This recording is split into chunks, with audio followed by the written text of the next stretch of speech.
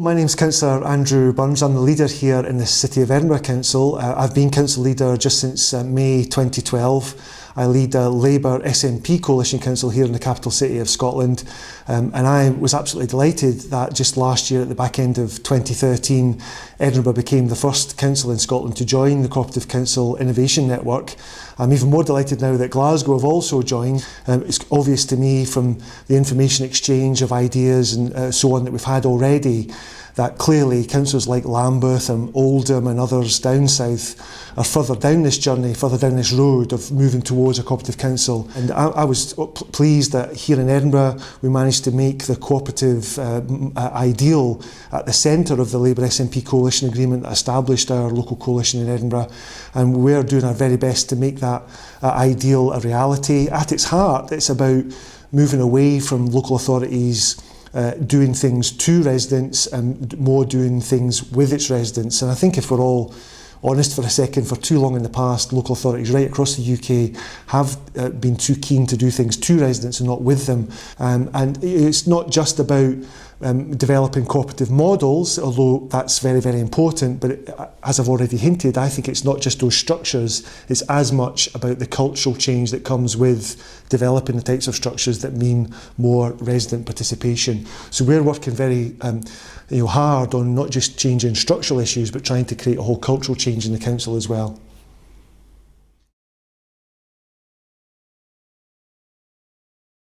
Well, the CDU is the overarching vehicle for realising the Cooperative Capital programme over the next 5 years. Our job is really to work across the council, work across our external partners as well, to try and encourage them to move to a cooperative way of working routinely, engaging with citizens and communities as they design services.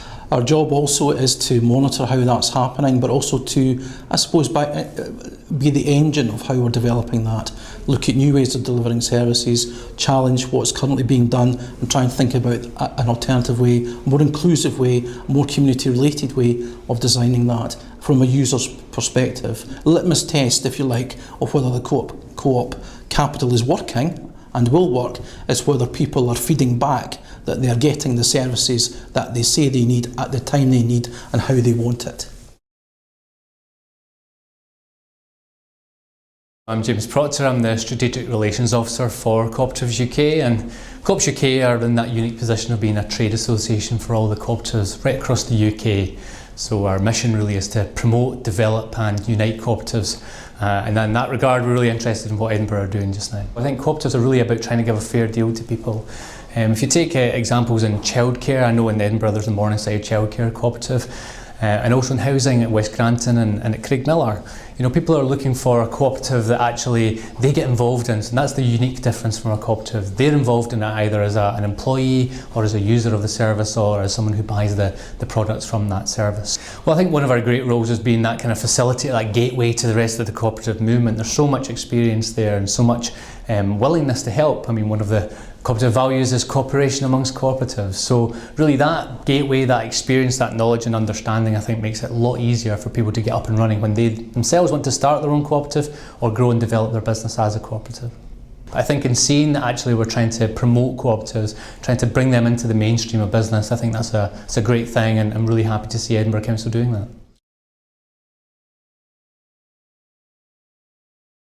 The Edinburgh Community Solar Co-op is an initiative of Edinburgh residents that hopes to make renewable technology available to citizens in the city in an affordable way that will deliver community benefits. The cooperative is at the heart of the project because it allows people who are maybe in flats or maybe don't have enough money to own their own solar system to own a small share in a larger system, and also from that investment see community benefits. A cooperative is critical in terms of providing the democratic ownership of the solar panels and giving the community access to them. There's not really another model that would allow us to do that, and that's why we've went down that route. The council have been very helpful in relation to being able to speak to the right people it's a complicated project and we needed to get a lot of people around the table, and certainly the Cooperative City Initiative has really oiled the wheels to get things moving. It's a new way of working, I would say, for the council. This is a community grassroots-led project, so it's required officers to think differently, but I think it's been a good process and we're working very well with them. I think the success will come later down the line once we see our first panel. At the moment, we have a good working relationship, and that's critical in taking such a complicated project forward.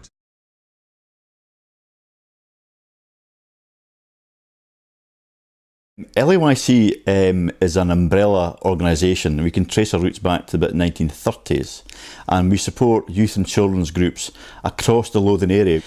We have around 140 groups in membership with the organisation, and they in turn actually deliver about 360 plus clubs per week throughout the course of the year. These member groups are independent of LAYC, but we try and provide a raft and a range of services that make their life easier and hopefully develop and improve the quality of provision that's available to young people, children and their families. And one of the things that we're looking to do and encouraging our groups to do is working more collaboratively. What we're trying to encourage is organisations who are working in the same territory, who are working in the same area, to see the benefits of actually working collaboratively. How can they actually support each other, and therefore, as a result of that, you might get a lower cost base and you certainly will be a more effective organisation in the service you're trying to provide. And we've been developing the idea of a cooperative charter, particularly for those that work in the after school club movement, as a way of actually demonstrating that the principles that underpin the cooperative movement are actually reflected often in the work and the ambitions and aspirations of the organisations that they are.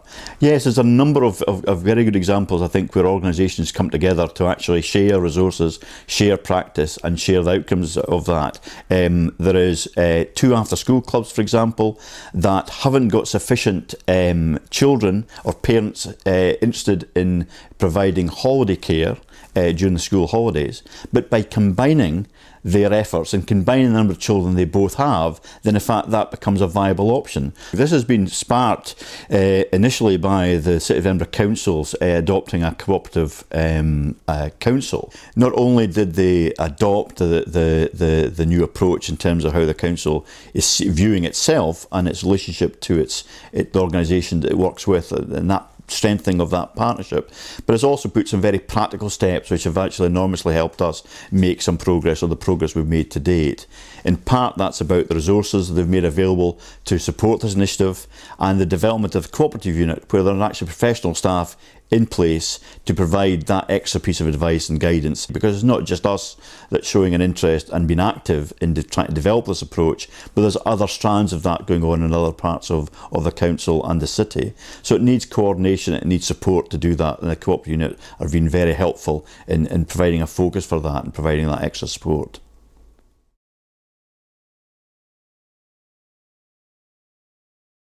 Hi, we're members of Craig Miller Eco Housing Cooperative. The community was being regenerated a number of years ago. That a couple of us looked at options, what kind of housing and how we could have choices. We're planning to build 10 eco houses, 2-bedroomed up in Greendykes. The council's always supported us. In the last instance there, we've just received a grant from the council for £25,000 towards pre-development costs. We're very grateful Edinburgh Council, because that's just gave us the extra bit of support we needed. Yeah, I'm really excited about the houses getting built. It'll be affordable houses for us all, and it'll be good for the community as well, and especially with being eco houses too, and for me and my family and the whole community.